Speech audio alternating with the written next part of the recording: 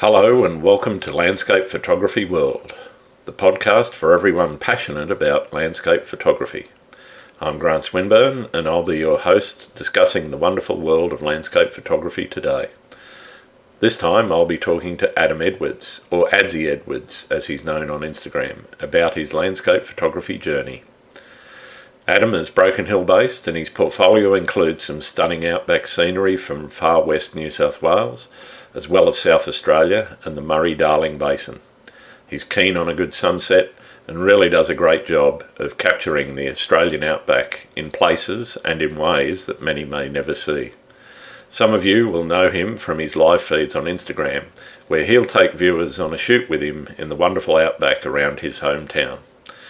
We'll be getting to know Adam a little better and we'll talk about how he got started with landscape photography, what are his workflows for outback photography, and how he's developed his style, along with an encounter with an unfortunate emu. I hope you enjoy the show.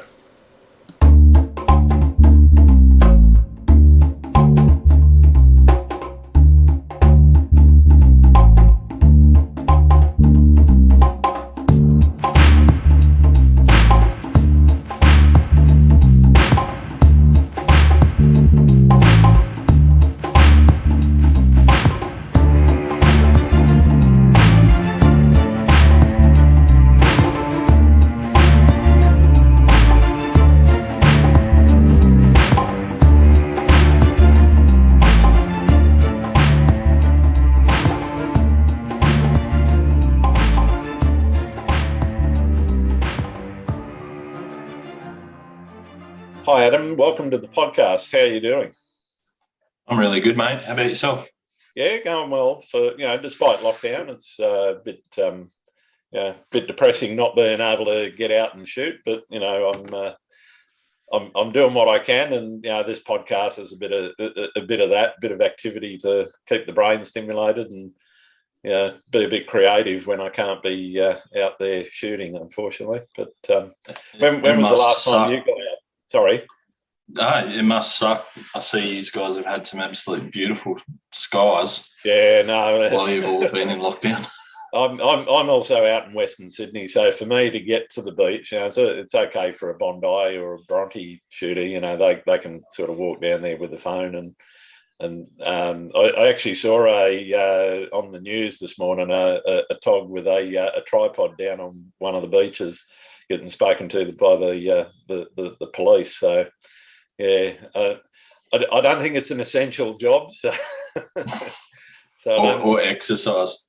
Yeah, no, that's it. I mean, the walking to and from, fair enough. But yeah, for me, I can't leave the local government area anyway. So I'm kind of stuck where I am until it all blows over. But yeah, when was the last time you got out to shoot, and where did you go? I mean, you don't have those restrictions, so you can go any day, can't you? Yeah, pretty much. So I've been doing a series where I've been exploring a lot of the local landscapes, and actually yesterday afternoon I've got out and I've got a mate that owns a property, so nice. We went and had a look in a paddock that's locked, so not many people get to go there, and found some amazing locations. So I'm really keen to get out there in some good conditions. Yeah. So was that just sort of a scouting trip, was it?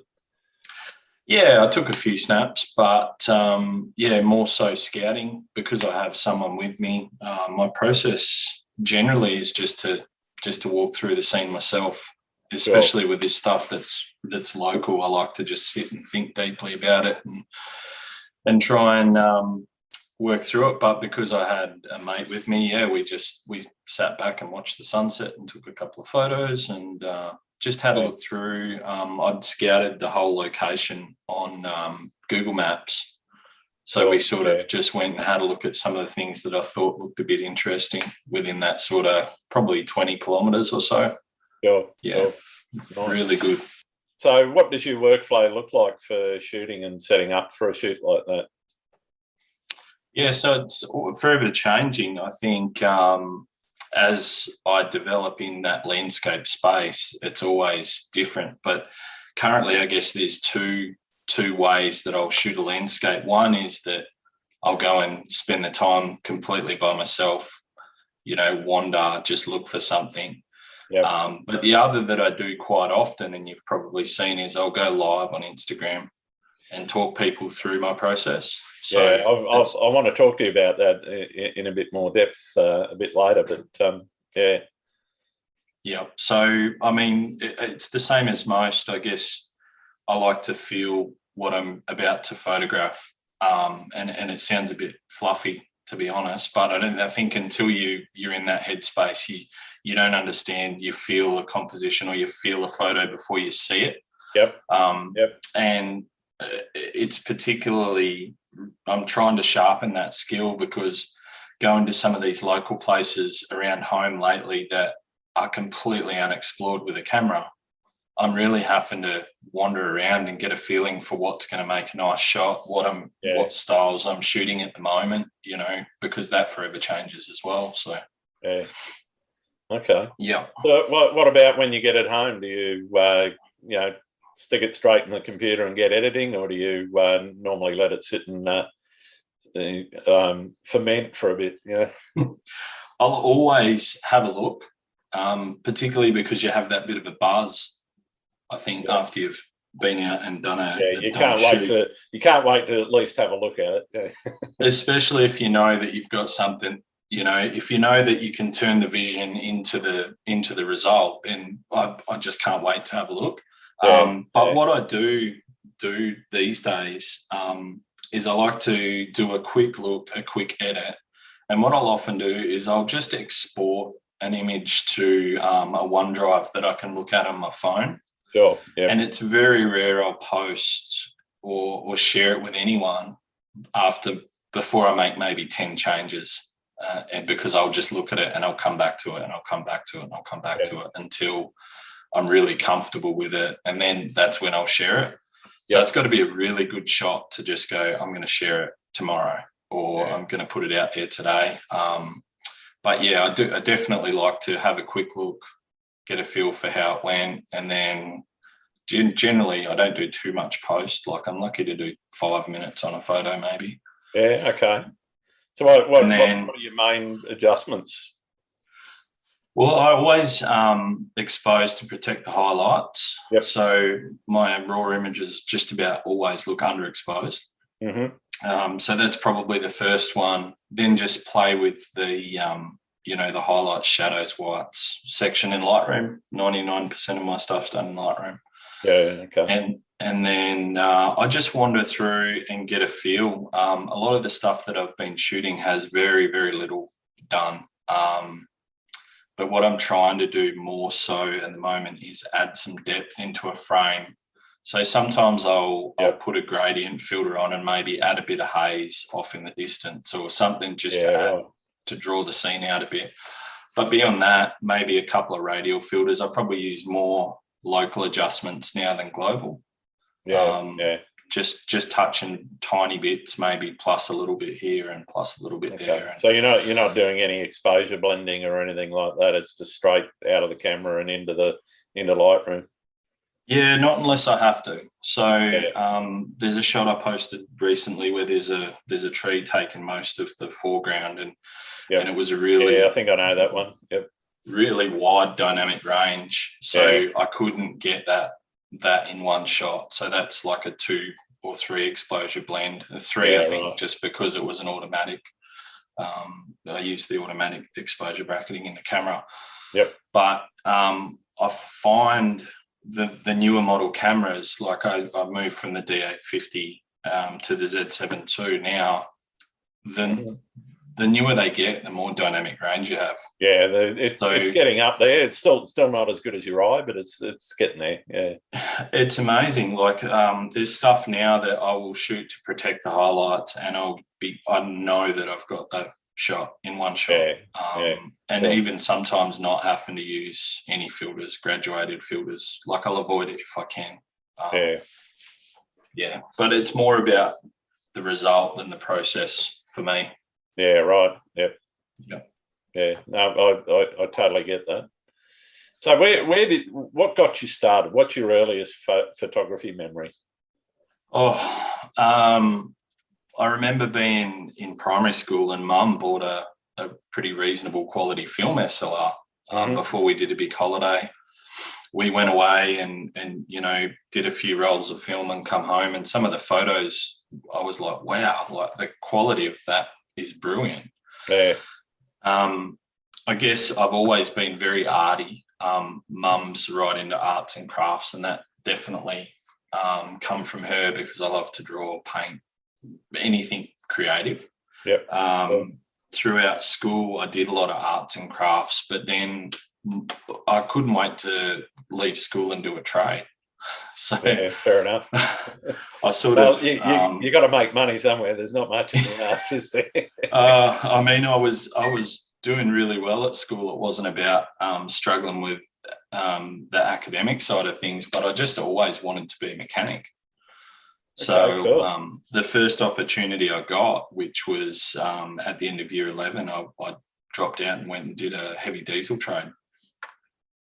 Okay. So, yeah, that gave me a few years off, but it also gave me an income to be able to buy a camera when I was keen to get back into it. And, it just went from there. I bought a Panasonic Lumix all-in-one, shot everything with that. And then I think by about 2003, I went and bought a Nikon D200 and haven't looked back since. Yeah, excellent. Yeah. So what's the reason for landscape photography versus all the other genres that are out there? I love the process. So it's a grounding process for me. I love the time exploring, the time, taking time to take in the scene, creating something sometimes beautiful out of something that's not necessarily beautiful. Rusty old gate, for example. I know or an old car. Or an old car. 100%. But I guess the caveat to that is when I got right into photography in the early 2000s, I did make a run at doing it more professionally. So I did a lot of commercial portrait, weddings, and all of that stuff. And I learned a pretty hard lesson was in shooting to pay the bills, it becomes a job. So it becomes a chore. You don't like it quite as much, eh? No. I mean, I look back with those memories very fondly because I learned a lot about business and a lot about photography and all of that. But I also look back to a point where I put a camera down for about 4 years, and just had no want or drive to pick it up. And went through a few changes external to photography in life, and then decided, because I travelled a lot for work, that I had some really good opportunities to see some cool places. So anywhere pretty much in all of Australia. And then I just started to take the camera with me, and I just couldn't put it down. And because I had learnt that lesson and have always said I must have knocked back probably 5 weddings and 20 portraiture shoots in the last few years. But I want to really stay true to the fact that I'm only going to do what I love to do. Yeah, okay. So you touched briefly on what your style was. How would you describe it? And how's it evolved from where you kind of started in landscapes and to where you are now? Yeah, I believe I've probably taken the same route as so many people.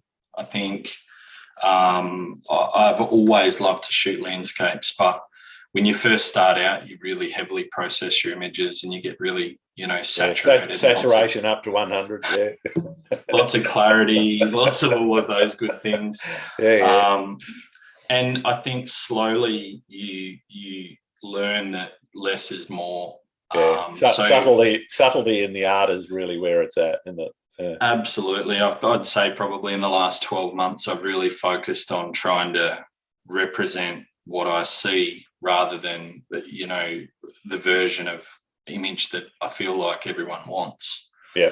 So I really want to be at that point where I'm producing an image that I see at the time from my memory. I don't care about photorealism or any of that stuff like that. It honestly doesn't matter to me. I don't care if the sky was was blue and I made it purple. But if at the time I saw it as purple, that's what I wanted the final result to be, because that's where photography becomes art in my mind.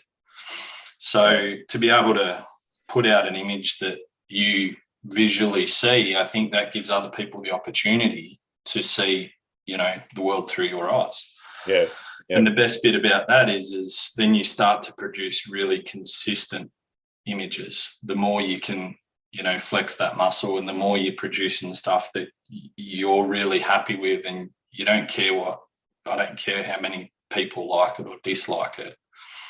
I'm producing something that comes straight from me. And since I've done that, I've noticed I've just got a much more consistent look to my images and compositions. And I just think that's your mission as an artist of any description, is to be able to show the world what you see.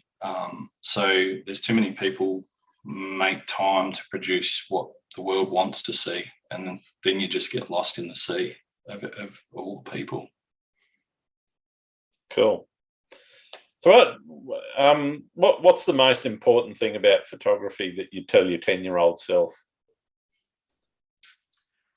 Oh, it's probably on the back of what I just said, I think, is produce the stuff that you want to produce.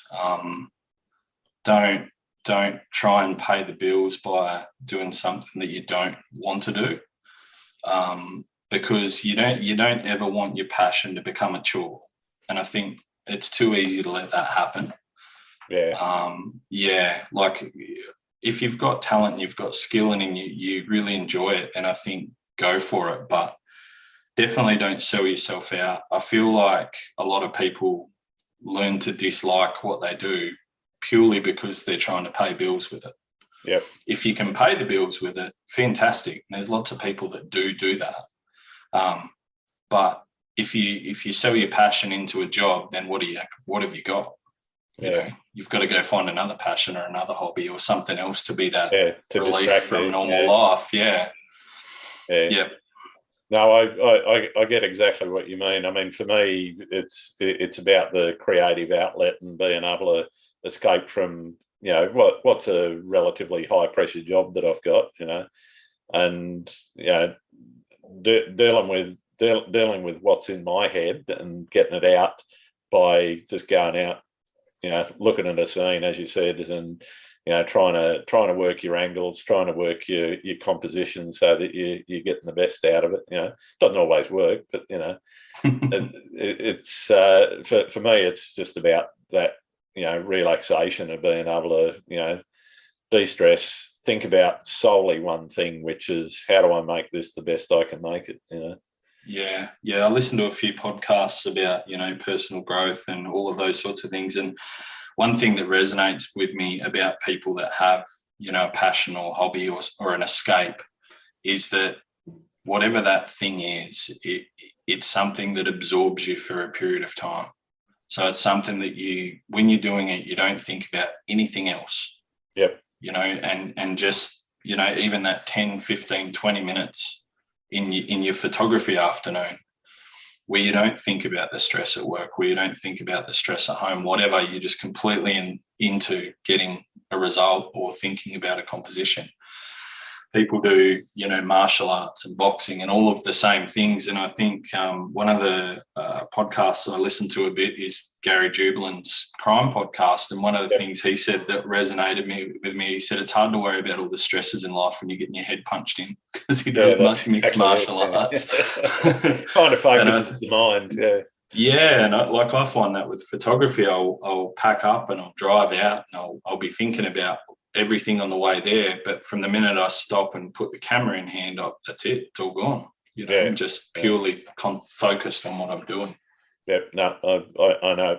I feel you. It's exactly the same for me. So when you say you go out, right, you're out at Broken Hill, so the Outback is really your playground in terms of photography. What's your favourite spot there? I know there's a few famous ones, Silverton and whatever, but what's your favourite? Probably the lakes at Menindee. So Yep. that's only 100 kilometres or so from Broken Hill. But more not just because it's a beautiful place. Like you could spend weeks there and never take the same photo. Yeah. Yeah. But I've got a lot of family memories there. We sort of grew up spending every other weekend in that area. So yeah, it's pretty good. But that and Silverton, like I can shoot the same building at Silverton every day and still enjoy it. Yeah. Like there's one building that I love. I get a different angle every other day, and the scenery around it changes throughout the year. And you go at night, you go at sunset. Like it just changes so much that you could go there every day and still love it, still enjoy it. Yeah. But like I've been really focused on trying to get out and photograph landscapes that aren't a thing. Yeah. It's not the popular spot. In fact, most people wouldn't even think twice about it as they drive past it on the road. Yeah, they're just driving past, and it's some scrub on the on the red earth, and not really taking any notice of it because they're doing 110 kilometres an hour and not thinking about taking photos. Yeah. Oh, absolutely, and I think there's so much unique landscape in Australia that isn't the normal. Like places like Uluru. Like I haven't been there since I was a kid, but yeah, that rock's amazing. But it's surrounded by some of the best desert in Australia, some of the best mountain. Every direction mountain you ranges. look, there's a scene. Yeah. Yeah, and it's never exposed as it should be. I think everyone goes and gets the shot for Instagram and moves on. One of the places I want to explore a lot more when we can travel is back in the Flinders Ranges. Yeah. Because I feel like that's very much the same. There's lots of the very same photos. It's either an aerial of Wilpena Pound, or there's one or two lookouts where you get a really good view. Yeah. But outside of that, there's nothing. But it's absolutely stunning. Like it's the most beautiful landscape. Yeah, and I just love the colours of the Australian outback. That deep, rich ochre red that you get in the soil, the greens that you can get, particularly after a bit of rain. And the wildflowers when they come out each year. And even as you said, the rusty old car and the rusty gate and so forth, and some of the old buildings, that even the abandoned ones, they're just they're unique. You don't see them anywhere else in the world, and I just think they're an amazing thing. Living in Sydney, unfortunately, it's mostly about beaches. You might go and do a bit of waterfalls and whatever, and the cityscapes, but I love it when I do get out there, but I don't get out there anywhere near as much as I'd like to. Yeah, I think a lot of people don't realise that New South Wales extends past Lithgow. Yeah, I have some people at work that I think they think the west starts at Pitt Street. Yeah, yeah, that's how it is. But the funny part of it is you have to travel 6 hours to get anything that remotely resembles outback from the east coast. Yeah. You're not even going to see it till you get maybe to Dubbo, but even that's agricultural outback. That's it. I mean, until you get out past Condobolin and there, right in the centre, out past Lake Cargellico, it's all still agricultural land. And even I mean, I wouldn't go so far as saying you'd have to get to Darnick before you see the outback, because you see it a bit before then. But there's been quite a big push this year, though. There's been a lot more metro tourists out this way, so it's been really good to see. Because of all the state border lockdowns and the international travel bans and things like that, a lot of people have been coming and actually seeing the outback. So seeing places that they don't normally go. No, I know exactly what that's about too, because I mean, where I work, we do quite a lot of that sort of promotional stuff to sort of try and encourage people to get out there and do that sort of thing. And I think it's really important. I love international travel, and go to Iceland or the Faroes and whatever at the drop of a hat. But Yeah.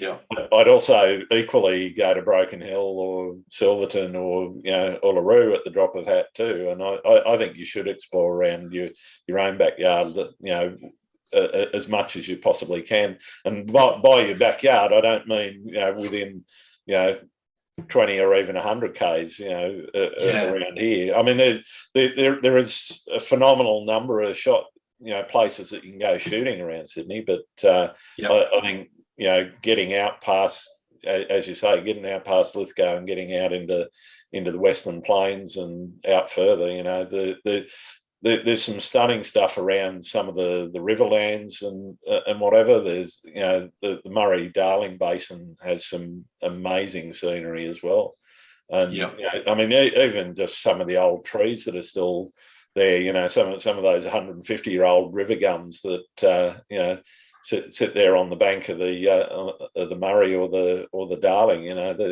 They're just phenomenal subjects, I think. But there's still trees. You don't see a lot of them. No, and there's still trees there with carvings from the first explorers. Yeah, so exactly. Yeah. Where in the world can you go and see things like that? And I think the challenge in Australia, even if you're isolated to a conversation about New South Wales, is how big it is. Oh, absolutely. Yeah. like I think you could easily drive for 2 or 3 hours before you've seen something that really tickled you for a shot. Yeah.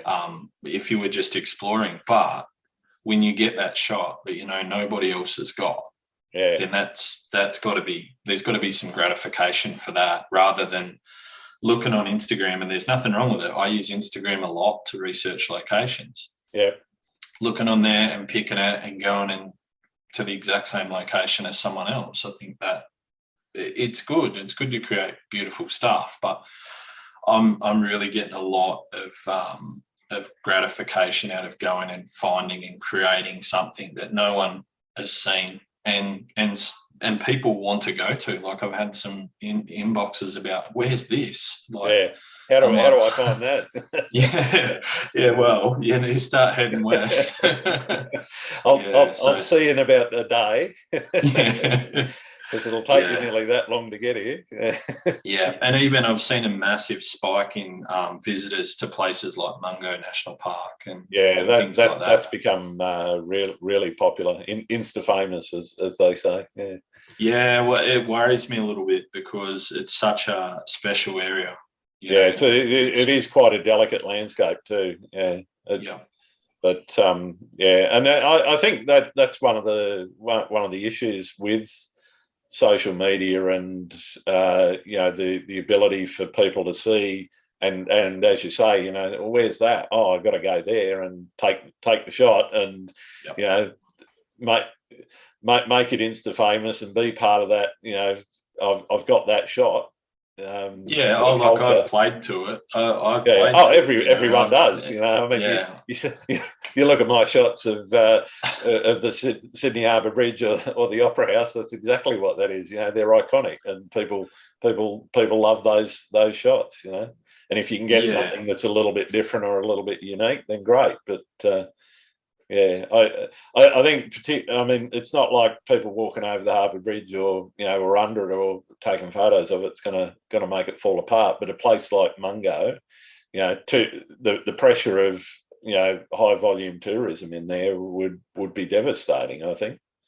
And I know that they've done a lot of work to to try and restrict anyone. They've got the little raised wooden paths and those sorts of things, but people still get you're not allowed in certain areas. Look, that's what worries me, because I did a cultural guided tour there, and you're walking on fossils. Like, literally, if you go out to the wrong area, you're walking on fossils and remnants of ancient fire pits and all sorts of things that are really need to be protected. So, like, I feel like modern civilization's already ruined the landscape, because without the grazing, it wouldn't have created the erosion in the landscape that's already there. Yeah, that's right. It's beautiful, but I think the benefit places like that have going are they are a lot harder to get to. and accommodation is really hard to come by. So it's pretty unique experience. But yeah, definitely. You see it in the Blue Mountains all the time, places that become a bit famous, and you might as well put a highway in out to the spot where you get the photo. Yeah, no, I know exactly what you're talking about. Yeah. You do quite a bit of astro out back, so that's obviously for me to get dark skies like yours. I've got to drive 6 hours, but you can sort of how long does it take you to get away from the light pollution, say Broken Hill and Silverton and that? Yeah, so literally maybe 10, not even 10 minutes. It just depends on what area of the sky you want to photograph. Yep. So I probably don't do nearly as much as I'd like to. I promised myself this year that every time the moon phase was good, I'd get out, but I've been out twice.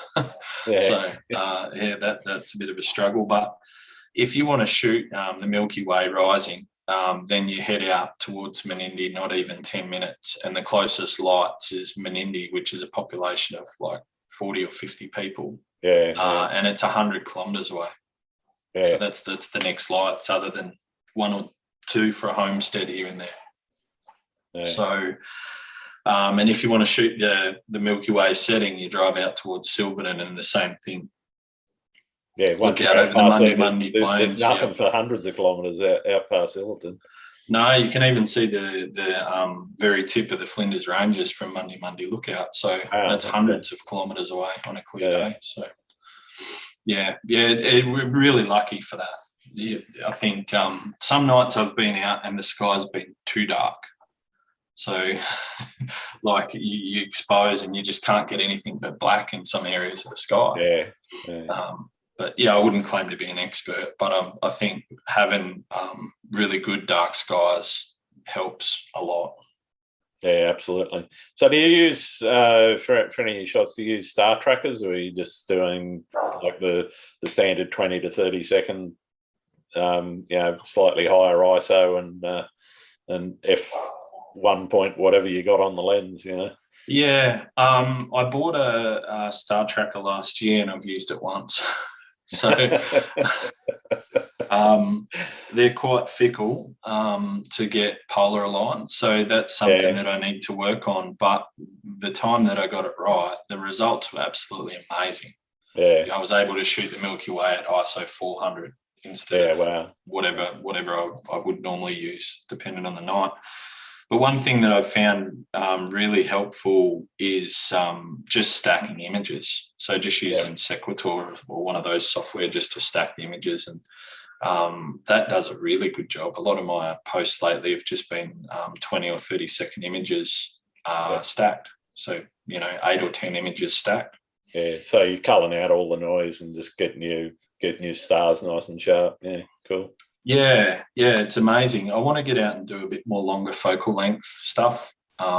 Most of my stuff's all at 14 or 18 mil, where you can get away with a bit longer shutter speed. But if I can get the tracker sorted, I'd love to do some sort of medium field, sort of 50 to 70 mil stuff, just to get that really rich detail in the sky. Well, I've got a question from one of the audience. They sent in. This is from Glenn Crouch. How creepy does it get when you're out shooting astro in the outback? I've actually packed up and come home. It really does, because you hear all those talks of min lights and all the weird anomalies that happen when you're sitting in the quiet by yourself. And I remember in late in the 2019 Milky Way season, I went out and it was just a pitch black night. Like you could not see. I couldn't even see the setting, the legs on my tripod without some extra light. Wow. And I stayed there for as long as I could before I was like, nah, that light's definitely getting closer.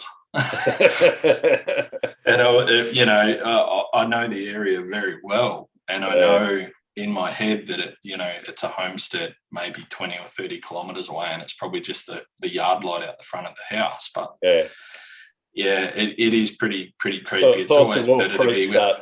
popping into the head. It's always better to be out with someone else. Yeah. Yeah. So do you shoot with other people much, or is it pretty much solo?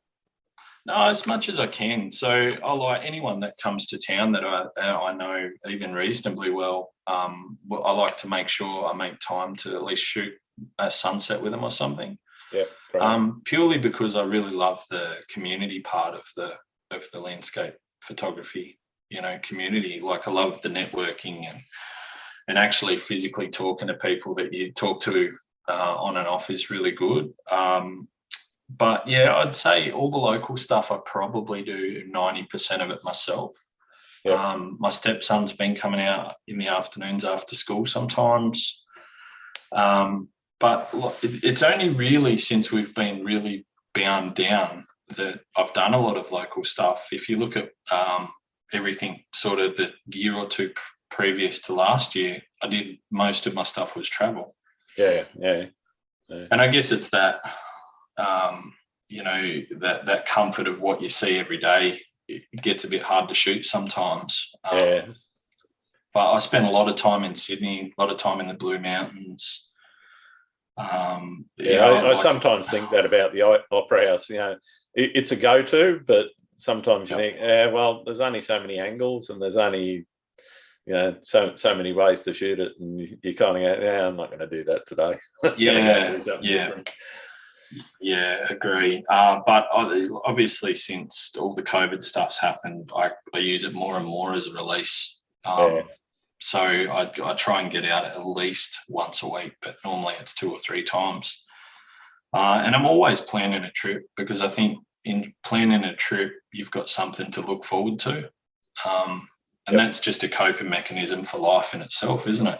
Yeah, absolutely. You've only got, I've had mine ripped out from under me the last couple of weeks. I was going to New Zealand next week, but like I'm always planning something, or I'm always on Google looking for what I can shoot when I go somewhere, or I've got this pictorial of all these awesome trees in my head on my normal travel routes that one day I'll be there at the right time and I'll stop and shoot that tree.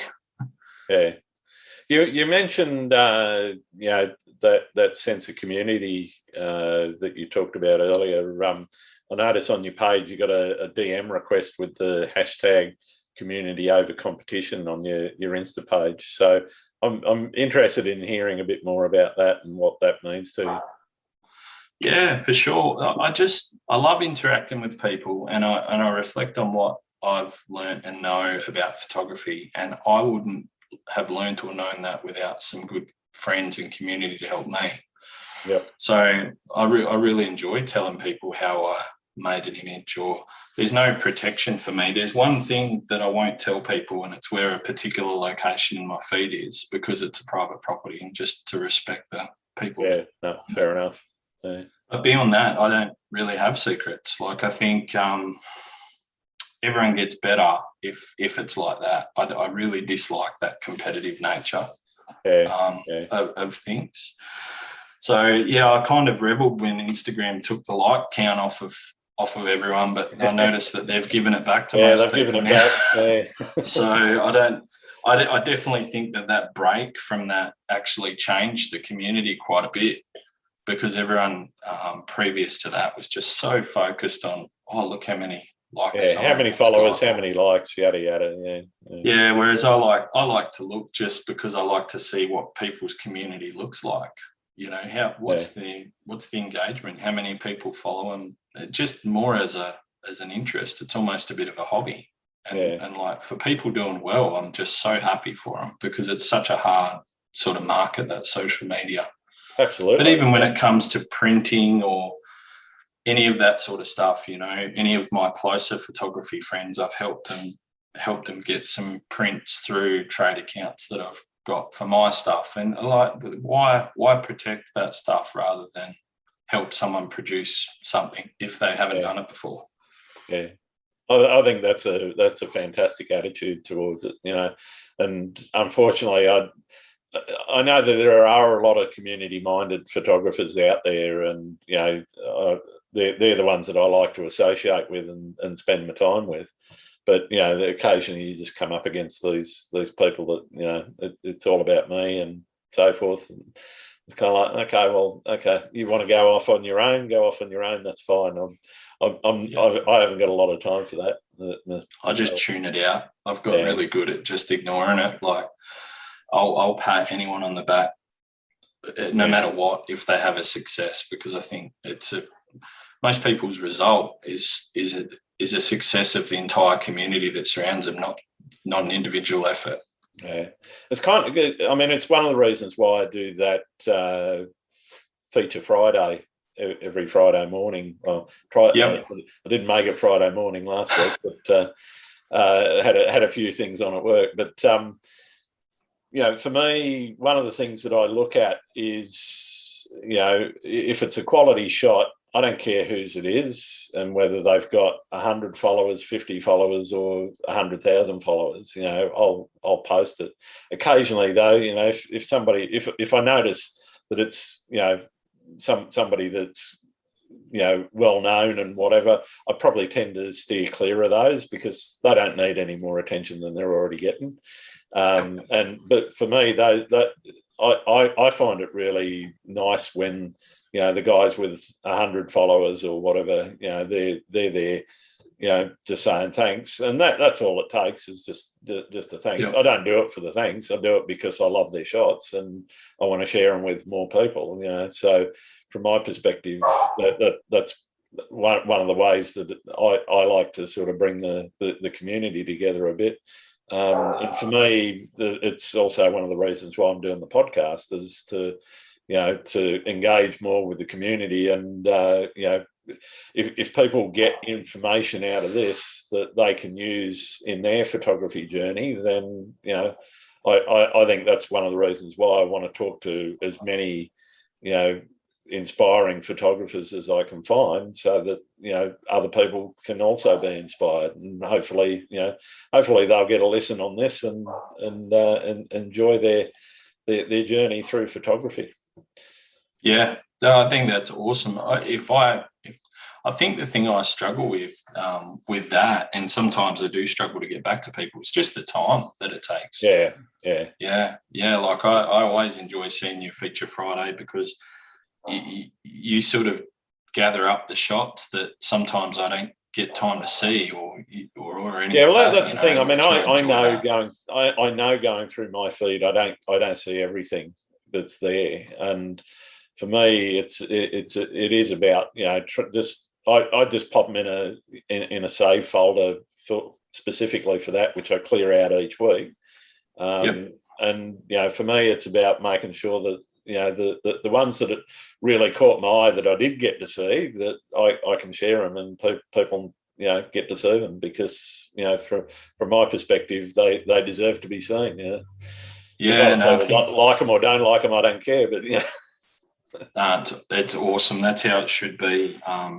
And like even things like that, knowing that a save helps someone's reach. Like if I like your photo and we talk, or even if we've just interacted, if I like it, I save it too. Like it's just automatic because I know that helps someone. Yeah, little things like that.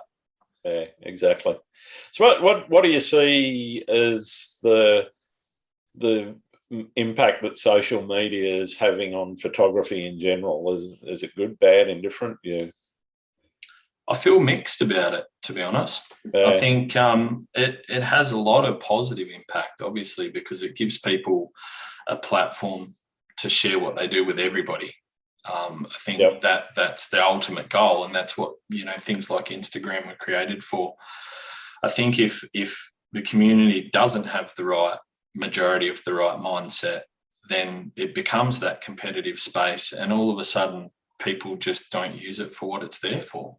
And then there's the impact, we touched on it earlier about the whole, the impact of the environment and locations, and all of a sudden everyone knows where the next great shot is, and it kind of frustrates me a bit, but I think it's a necessary evil to have that platform to communicate. And like I was involved years ago in the DSLR users forum. That was that was even before Insta, and that was the only way you can communicate with other photographers online and share your work. And it was frustrating because, there's a lot of effort, and it's a limited community to share things with.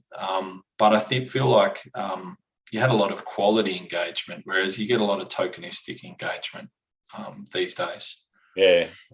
I think for me, one of the things that is missing, one of the things I liked about, so I had a bit of time in, I think it could have been the Australian Photography Forum. I can't remember the name of it because I haven't used it for a couple of years.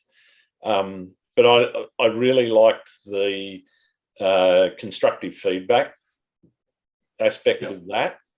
And that, to me, is the thing that, Twitter and, Insta and Facebook, etc.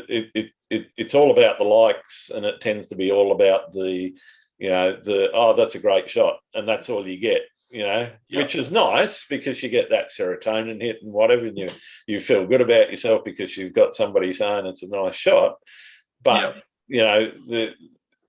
and it's not like I want every Tom, Dick and Harry picking apart the shot. Oh, I don't like the shade of blue you used in the sky or whatever, But for me, having somebody look at the photo in a critical manner and give you constructive feedback and say, okay, well, you've just slightly overblown that highlight there, because you've dodged it too much or whatever, that sort of feedback to me is gold, because then I can hone the craft. You can get yourself into a mindset where you're looking for those sorts of things. I remember,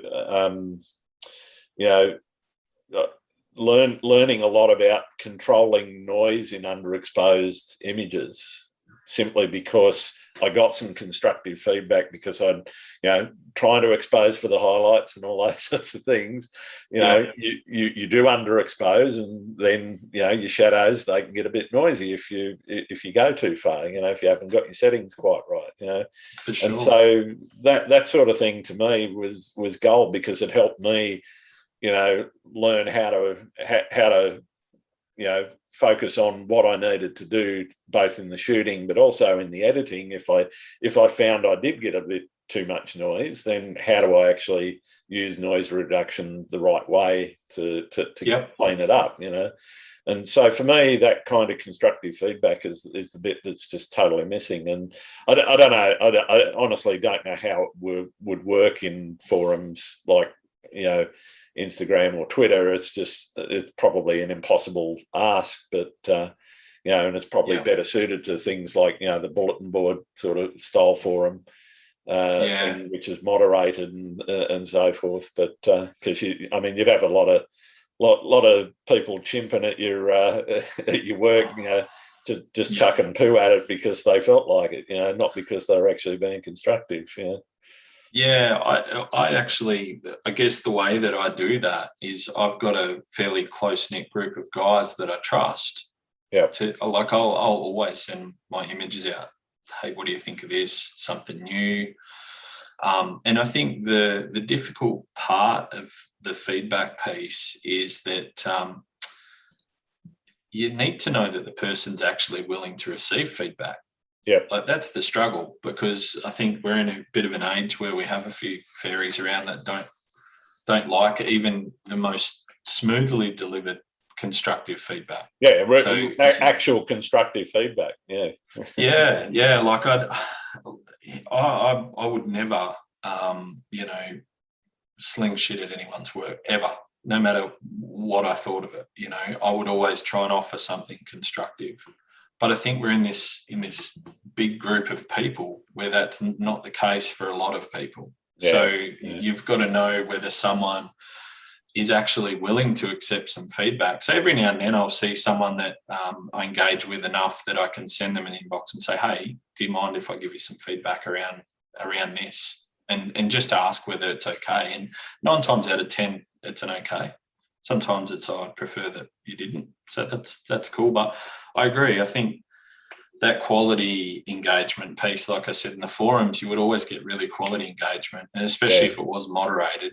Yeah, so I think that's an opportunity, is to engage in some really specific online groups like the Nikon community that I've been engaging in, where it's got a feedback culture rather than just, thumbs up or, a really tokenistic engagement where it's sort of welcome the feedback. And I think it's probably up to the person to seek the feedback rather than people just wanting to freely give it in the day we're in nowadays. I think time gone by, you were getting feedback whether you liked it or not. But I think now you probably need to build yourself a group of people. And even if it's someone that you respect or idolise, reach out and say, hey, do you mind if you give me some feedback on this image? Yeah. I mean, I've done that with a couple of larger name photographers that I know that they got their own gallery and that sort of thing. And one of the reasons is it's not that I want them saying it's a great image. I want to know how to improve. I'm looking to understand photography better and understand the craft better, and getting feedback from these guys that have got years and years of experience and building a business and understanding what it takes to make fine art photography. They're the guys that can provide you with some of that feedback, as long as they're willing to do it. You've got to approach it in the right way, and you got to make sure that they're open to it. But once you do, I think it's just absolute gold. Yeah, agree. And people that can make a living out of their prints have a special talent, I think. Like, absolutely. To turn it from something that looks amazing on a screen to something that looks amazing in print, that's just a skill that you don't just have. It's something that takes a lot of learning. Yeah, it is a real craft, and the guys that understand that colour and light and transferability from screen to print. I've printed a few things and they've come out okay, but I reckon I could improve it a lot if I knew a lot more about what I was doing. And they're the kind of things that I'm really interested in learning more about. You mentioned the live stream, and I said I wanted to sort of talk a little bit more about that. What started that off, and why do you do it, and what's the motivation? What do you think people think of it? I guess I started it because I seen that the feature was there, and I thought I'll have a crack at this and see what it's like. It quickly turned into some really good conversations, and that's what I love about it. So I get a few questions during the live, but generally I just find myself wambling on about whatever I'm doing at the time, or sometimes it gets to a point where it's like, this is a bit weird. But what I find is it's really strengthened some of the engagements I have with this bit of community that I'm building. Like, it turns into a conversation afterwards about, I noticed you were using this, or I noticed you were doing that. Why do you do that? And they're the conversations that I love having with people. Anyone that has been around me will say, once we had a bit of a joke about it at the start, once you start talking about photography, it's pretty hard to get me to stop. So I really enjoy it. And I think particularly now, I feel like making the effort to do it because I know lots of people can't. Yeah. So in the afternoon, when I head out for a sunset, I know that people are probably sitting at home wishing they could get out as well. Yeah. And I must have had 20 or 30 people comment and say, "Oh, we've been really enjoying that because we're sitting at home and can't go outside." Yeah. So, no, I've got to say, the ones that I've been able to get onto, unfortunately, so this time of year they tend to coincide when I'm trying to wrap up work, so I don't get to jump on Instagram until about 6:30, 7 o'clock sometimes. But for me, the ones I've really enjoyed, watching you go through your process and talk a bit about it, and as you say, womble on about stuff, but that's part of the fun of it, I think. Just watching and seeing what another human being is doing across the other side of the state. Yeah, and I think I hope people get a bit of comedy in the level of frustration I have sometimes when it's like really good, and I'm trying to put the legs of my tripod down while I'm holding a gimbal and I'm trying to do everything at once. It's like, I've just got to stop. Hang on, I've got to put you on the ground. But yeah, I really enjoy it, and I guess I was a bit hooked from the first time I did it, just purely because it started some different conversations. Like it started, and I'd get off and I'd say, well, like 400 people seen that.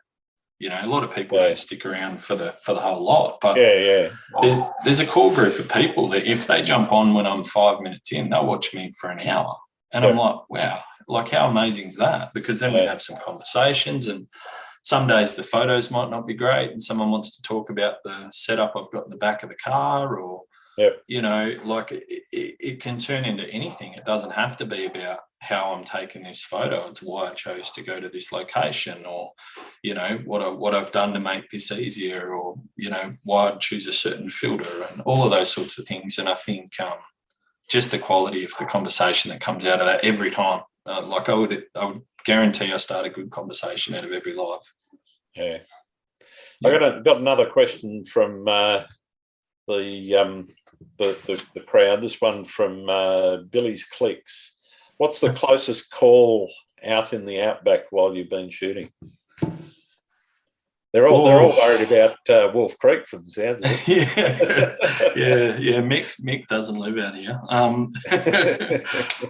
Look, I've had a few.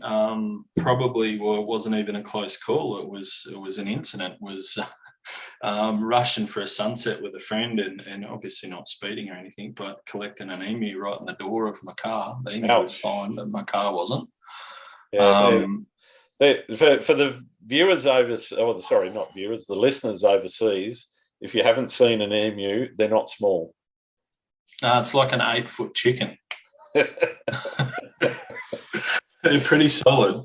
But yeah, there's always something, especially when you're pushing the limits of where you're trying to go, or like always something. But that definitely is an incident. The wildlife around here at that time of the day is pretty bad. It's not so bad at the moment, but and just getting tangled up and losing time too. If you're on a time schedule for something, I've quite often done that, where I'll get tangled up and I should have been somewhere or done something, and all of a sudden I've missed that. But no Wolf Creek incidents yet. No, that's good. What's the worst thing about being a landscape photographer? Just it's part of the good thing and a part of the bad thing, I think, is you're constantly dreaming about where you're off to next. The constant desire to be somewhere else. It's catch-22 because it's what keeps the mind ticking, and often if I've got a spare 10 minutes while I'm eating my lunch or whatever, I'll find myself on Google Maps just wandering around, even though I've explored, I've been in a few meetings, particularly the last couple of weeks, because I'm working from home, on Microsoft Teams, and I'll start thinking about planning a shoot that I don't know when it'll come, but Yep. I've struggled with that working from home. It is distracting sometimes, because your mind starts wandering to where you're going to shoot next. Yeah, and then it's distracting, but it's motivating all in the same sense. Yeah. Or I guess the ultimate worst thing is when you're somewhere you really don't want to be, doing something you really don't want to be doing. Yeah. And it's just amazing sky or amazing light. Or Well, it's a bit like the last 3 or 4 days here in Sydney, looking at the skies, going, I could be out knee deep in seawater at the moment, or standing at Circular Quay, looking through the through the lens. But it's not to be, unfortunately. There's been some. That'd definitely be the worst thing, I think, is just that either that constant dream state, and definitely the being somewhere you don't want to be when there's somewhere else that's amazing. So what do you like to do when you're not shooting? Yeah, so I'm a bit similar to yourself. I've got a pretty full-on stressful job. That takes up a fair bit of the day, but just spending time with family, honestly. I think we do a lot of travel to see my family. Majority of them are in Mildura, so we travel there when we can every second week. So you see a few of my stuff comes up is from that area as well. Yep. But between work, family and photography, and then the travel in between for photography and to see family, that's life filled up. Yeah, right. Yeah. So last and probably the most important question of the night, pineapple on pizza. 100%. Excellent. that is an important question, definitely. I'm with you. Yeah. All right. Well, thank you so much. It's been really fascinating, sort of, to learn a lot more about your photography journey and what you do and how you do what you do. Where can people find your work? A few places. Obviously, Instagram, which is just at @the_Edwards. Facebook, but I don't. To be honest, I take the lazy approach and just post my Insta posts to Facebook. So that's pretty much it. It's just a different audience. I've got my own website, which is just www.adamedwards.com.au. Cool. I've got a bit of a blog section there, which I try to update. I've got a few drafts happening.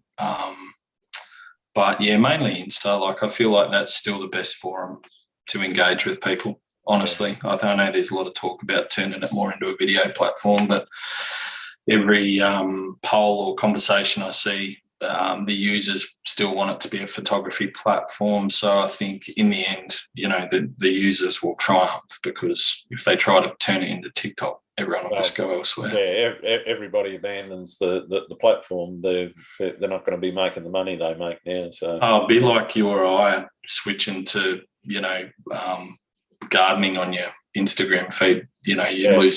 You'd lose your following, and that it's the same as Instagram's built around a community to do with sharing photographs. It's funny. I see a lot of people on Twitter that have supposedly migrated from Instagram to Twitter, and there seems to be a lot of whinging that their engagement is really low.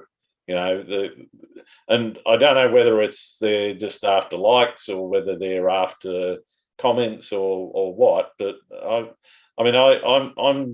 know from my own experience, I'm seeing growth sort of week on week, month on month, and part of that's probably because of the amount that I do engage, but my experience isn't the same as theirs, and I'm kind of looking at it going, and I've been on Twitter for 10 years, and I don't know how many followers I got there, but not many, And I haven't dived into the Twitter sphere or whatever they call it. I just find it really weird seeing some of the conversations, panning and whinging about how bad the algorithm is, and anyway. It's always changing, right? So you can never expect it to be the same. No, and I think it's a big community in the broader sense, but even just tonight we mentioned a couple of different people, and we both know them. Like the legitimate community that's really centred around something like landscape photography in Australia, who are going to quality engage with your work, is actually pretty small. Yeah. The end users who want to chuck a thumbs up or a like, well, that's a different story. Yeah, totally. Because people love beautiful photos. Yeah. But I think they're not the people that are going to engage with you constantly. I think you just need to aim to have that group of people, that is your community, that you do have quality engagement with, and forget about all the numbers that come with, all the other stuff. Totally with you on that. Totally with you. Yeah. All right, mate. Well, thank you very, very much. No worries. Thanks again for listening to Landscape Photography World. Hope you enjoyed the show, and we'll keep listening, because I'll be joined with some great guests in upcoming episodes. I'm Grant Swinburne, and hope to see you out shooting soon.